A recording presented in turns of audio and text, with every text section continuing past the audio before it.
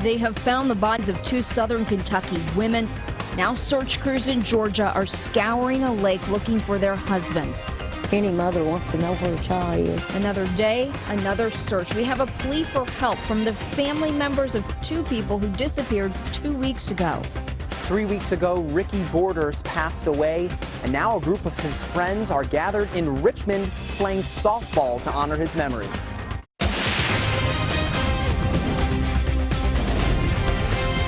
This is WKYT News at 6. A deadly day at the lake. You're watching WKYT. I'm Kristen Kennedy. Tonight, crews in Georgia are looking for two southern Kentucky men who disappeared when their boat overturned. Divers haven't seen any signs of 44-year-old Anthony Reese Jr. or his friend, 46-year-old Arthur Gene McMain Jr. They have recovered the bodies of their wives, who were also in the boat when it overturned. WKYT's Sabira Rayford is in Adair County with our top story at 6. There are a lot of heavy hearts today here in Adair County. People in the community tell us Anthony and Tammy Reese were well known and well liked. Outside of Anthony's auto shop, a sign was posted saying they'd close for the day. We talked to Reese's business partner, who said he was truly a great person. He did not want to go on camera until Reese's body is recovered. So far, police say they have found two bodies after the boat crashed on Lanier Lake in Georgia. One of the bodies identified was 44-year-old Tammy Reese, Anthony's wife. People familiar with the family tell us Reese worked his way up in the community. They said his auto shop started years ago with just a few cars in the lot. People in the community tell us the poker run was something Tammy and Anthony loved to do because they loved giving back. In Adair County, Sabira Rayford, WKYT. The Georgia Department of Natural Resources says the couple were at Lake Lanier for the charity poker run. Family will not stop searching. Today, dozens of people were in Clark County looking for the bodies of Bobby Jones and Crystal Warner. The two disappeared nearly 2 weeks ago. Police have already charged a man with their murders, but they haven't been able to track down their bodies. WKYT's Mike Byer talked to family who want help. The search continued this morning for Bobby Jones and Crystal Warner, with Mount Zion Christian Church in Winchester serving as home base. Over 100 people came out, including the couple's loved ones. My brother-in-law, her uncle, her daughter, we want to find them. We need to find where they are. We need some closure to what's going on. Crystal's mom, Mary Reeve, and Bobby's sister-in-law, Tanea Jones, are heartbroken over their loved one's disappearance. Police say they know the couple was murdered, but their bodies have yet to be found. Any mother wants to know where her child is, no matter what. You know, you want to know. I always knew where she was and what she was doing, where she was going. Right now, I don't know anything. Organizers say thanks to some tips, they, along with these volunteers, are searching around Winchester. Jones says the families are grateful for the outpouring of support. So many people is wanting to help, and if anybody wants to donate food, gas cards, money, we just want to tell everybody thank you. Thank you for everything. Thanks for the prayers. The family needs prayers. We're going to continue to need prayers. The family says they're blown away by all the love, the kind of love they say Bobby and Crystal had for each other and everyone they knew. The night before this happened, they spent the night with us, and we were four-wheeling, and both of them was just singing to us. We miss them. In Winchester, Mike Byer, WKYT. You can send donations to Letcher Independent Church in Jeremiah, Kentucky. We have the church's mailing address on our website, WKYT.com. New tonight, police in southern Kentucky are looking for a man they say killed a woman in Taylor County. Campbellsville police believe 36-year-old Rocky Ashby shot and killed 27-year-old Tara Simpson Lamar at a home early this morning. They think he also stole a red 1996 Chevy S10 pickup with license plate 409GNY. Ashby is 5 feet 11 inches tall and about 200 pounds with dark hair. A man wanted for a 2014 murder in northern Kentucky is in jail tonight in West Virginia. Newport police say officers in West Virginia arrested Anthony Otis Simpson earlier this month during a traffic stop. They say Simpson gave them a fake name and they didn't know there was a warrant out for his arrest. Police say they released him this week from jail and that he later turned himself back in. Simpson is a person of interest for a murder in Newport and wanted for a murder in California. Newport police went to West Virginia yesterday to interview Simpson. We have learned tonight investigators have now charged a man with arson. Firefighters are not releasing a lot of details about last night's fire on Mulberry Drive in Lexington, but they will say they've charged Jimmy Maxey Jr. with arson. Lexington police arrested Maxey last night outside the home. He's also facing a charge of assault on a police officer. And the home Maxey is accused of setting on fire was supposed to be demolished Monday. Tonight, city leaders are honoring a man killed in a shooting more than 2 years ago in Lexington. Police say Antonio Franklin Jr. was with friends at Duncan Park when a bullet hit him. WKYT's Caitlin Sentner is at the park for a very special dedication. It's been more than 2 years now since a Lexington mother had to bury her oldest son. It's something she never anticipated. But here in just a few moments, Antonio Franklin Jr. will be remembered. Franklin was an innocent bystander when he was shot at Duncan Park back in April of 2014. It was a Sunday evening. The 21-year-old who had plans to go back to school died that Monday at University of Kentucky Medical Center. Each summer, his mom, Anita Franklin, hosts peace walks in his memory. Today, she's at Duncan Park as the basketball court is dedicated to her son. This basketball court means it's just a part of him. And as I can see the children walking through here, there were people that came to my house and said, "Did you know they have something up with Antonio's name on it?" So the kids recognized that this was a place that he enjoyed coming to. Unfortunately, this is where he lost his life. Franklin remembers her son as a nice young man who was always smiling. In Lexington, Caitlin Sentner, WKYT. There will be a peace walk tonight after the dedication. We are getting a bit of a break from the extreme heat and humidity. Tomorrow looks to be even better. Meteorologist Jim Caldwell is taking a look at the weekend forecast. Actually tracking a few showers and thunderstorms in southern Kentucky, while around here in central Kentucky it's been quiet for most of the day and rather pleasant. We look to our Defender Radar Network to show you some of the showers and thunderstorms that we've been tracking for a little while. Basically, most of this traveling right along the Hal Rogers Parkway over the last little bit. That's where most of the action has been happening, right around the city of London and back toward Mount Victory there as you pass back over into parts of Pulaski County. And some heavier rain certainly showing up there as well. Move to the north into parts of Rockcastle County around Mount Vernon. Been heavy for you a little while ago, and it'll likely be heavy again here with that little shower that's right over that 150 sign as it moves a little more toward the east. You might even fire up a little more lightning and thunder as we advance. Here we go with the hour-by-hour forecast. Most of us will stay dry, and most of us stay dry not only this evening, but to end of the day tomorrow. It's not until we get into Monday that we reintroduce those chances of showers and thunderstorms, and we'll have plenty to track at least for Monday and Tuesday. I'll break it all down with the hour-by-hour coming up in just a few minutes. Friends of a Kentucky Marine killed on vacation last month are finding ways to help his family. Today, Ricky Border's friends hosted a softball tournament and raised money for his relatives. WKYT's Mike Linden is in Madison County. What started with a Facebook post a few weeks ago has come to this. Run it out, run it out! An 11-team softball tournament in Richmond. Yeah, softball's pretty big around. Everybody gets together and I put the word out and teams started getting in to just help me out. This isn't just a random tournament at the park. Good eye. These teams are playing for something, or rather someone, who isn't there. One of the best people you ever meet, kind of give the shirt off his back kind of guy. 3 weeks ago, 34-year-old Ricky Borders of Powell County was killed while on vacation. His family says it was an accident with a gun. Don't seem real.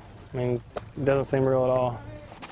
That's when Stamper organized the softball tournament, with all proceeds going to Ricky's family. Organizers say it's not just the $150 sign-up fees going toward the family, but all of the money coming from items sold at the concession stand and all of the money coming from raffle items also goes to the family. Hey, that's big, kid, run it. Ricky's friends say helping the family is the least they could do for their friend. He was just a strong-willed person that, you know, anybody that was struggling, he'd give the shirt off his back to somebody.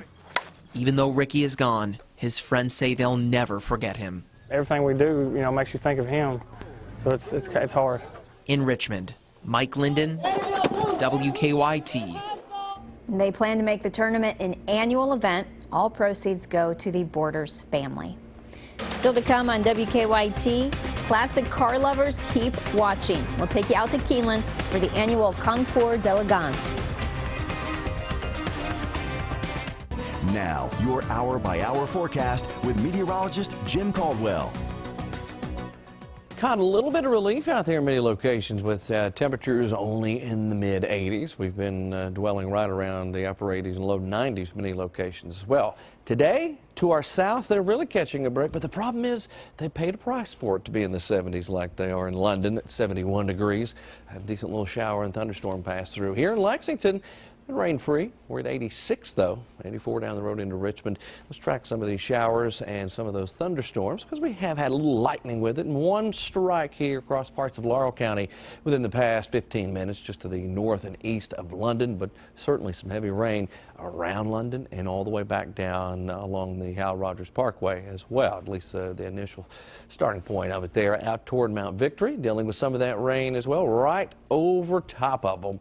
And then we move back to the one that we've been tracking there in Rockcastle County, getting closer to Mount Vernon again with another little heavy round of rain, which will, of course, be right there along the interstate as well. Let's expand our view, show you what's happening. We've got a frontal boundary that's hanging out with us, just pushing through, which allowed for some relatively drier air to come in, especially around here, Lexington, northern parts of Kentucky. But right along that boundary, you've still got a lot of juice in the atmosphere south of it. So it's easy to ignite some showers and thunderstorms, which is exactly what we see out there at the moment.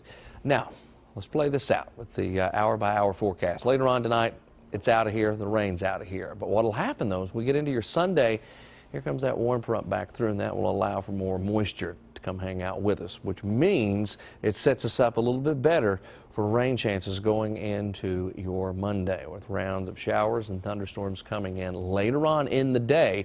See the frontal boundary, it'll stretch its legs out into the afternoon and especially into the evening hours as we get that bigger, better push of thunderstorm activity across Kentucky. It's one that we're going to watch a little more closely for maybe even some stronger development because we got all of that stuff going on in the atmosphere. You got a nice strong southerly wind, you've got a lot of humidity, everything you need coming together that could spark more rounds of thunderstorms. The catch is with this particular round is it won't stay with us for a long period of time. It looks like we do catch a break beyond that. Let's look to the outside right now, and you can see where we have been dealing with some of the rain or some of the thicker cloud cover. It's a very different situation. Look at London, 71 degrees, clouds off in the distance. Interstate, of course, wet. But you go to Jackson, where they haven't had to deal with a lot of rain, but you can see 81 degrees. Off in the distance, some puffy cumulus clouds here in Lexington. So, as we head through time here the next few days, into your Monday or Sunday, and even into the first part of Monday, it could end up like this. Part of the state seeing showers and thunderstorms, others not, until we all get in on it late in the day on Monday. The heat core is also really starting to build well off to our west. It starts showing up a little bit on Sunday, but more so into next week here. Check our 7-day forecast as we plan ahead. I think we could have a couple of days there where we see 90, maybe beyond that. There's 4 90-degree days in that 7-day, which, according to my calculations, is the majority. So we've got 90, 91 there Sunday into Monday. So a lot of heat, humidity, and a couple of storm chances Monday and Tuesday. It looks like a majority of storm chances there. That's what we've got, yeah. Thank you, Jim. The weather has just been perfect for the annual Concours d'Elegance out at Keeneland in Lexington. On the grounds this weekend are 130 collector cars from across the country. Families are catching a glimpse of everything from antique cars to classics like the 2014 Ferrari. This year's Concours features the all-American automobiles of Chrysler. It's a huge show for the car lover. You can see cars that have showed at other really large concours, the Amelia Islands of the world and of Pebble Beach, and here they are in Lexington, Kentucky.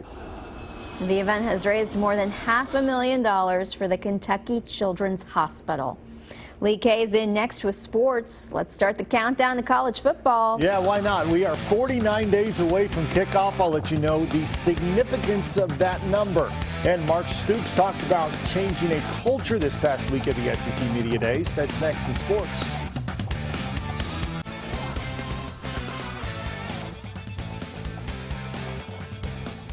The SEC football media days are in the books. Coach Mark Stoops and a trio of Wildcats were in Birmingham this past week, and the coach had a message for the writers and the reporters across the South about his football program. Stoops used a couple of buzzwords, culture and capacity, when he talked about his football team. Stoops said that his confidence that he's turned around a deep-rooted culture within the UK football program that feels like his team is on the verge of winning. To do so, his team must increase its capacity to do more, be more accountable, and to learn how to practice perfectly. I signed my signature, 1,000 times today. It still looks like crap. But it comes down to perfect practice. As we expand our capacity, as we expand our ability to concentrate and to work at a high level for longer periods of time, mentally and physically, we will grow. We will win, and it'll help us in the close games and the close situations. Keep working on that signature, Coach. Running back JoJo Kemp, center John Toth, and linebacker Courtney Love made the trip to Birmingham. The players said that they've learned from their past mistakes, and they're ready for this season to begin.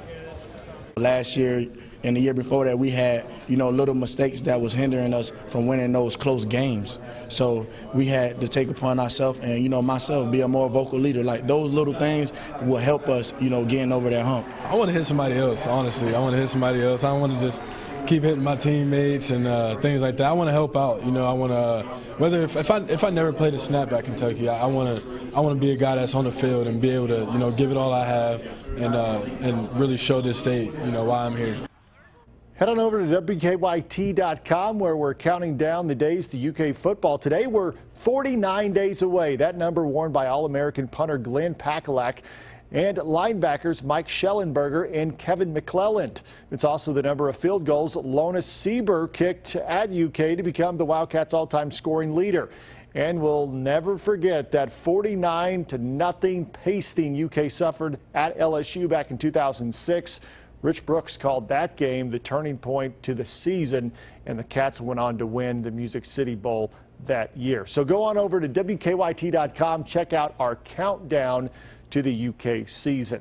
The UK basketball non-conference schedule comes out on Monday, and UK Deputy Athletics Director Dwayne Peavy says the Wildcats will open the season against an NCAA tournament team. Peavy made the comments at a UK convention in Ohio earlier today.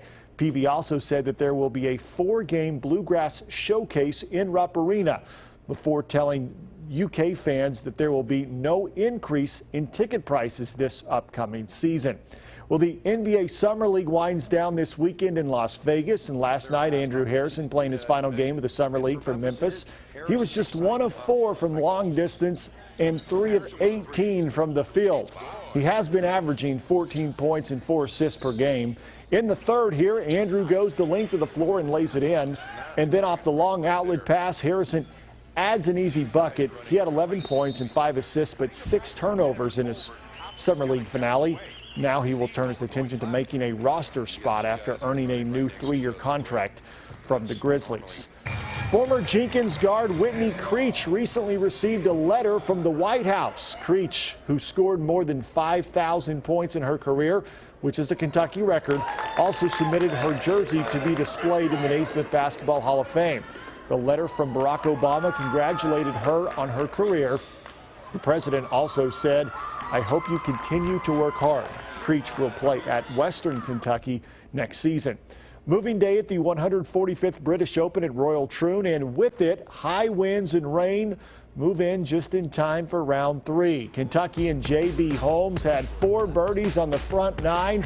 He was looking for another here on 17, but he leaves it just short. He would par. He shot a round of 69. 13th hole, par 4. Phil Mickelson drains a 30-foot birdie to move to 12 under. 17th hole, after Mickelson made a bogey to drop to 11 under, Henrik Stenson drains the birdie putt to take the lead at -12. Stenson with a 3 under 68 today. He's got a 1-shot lead over Phil Mickelson.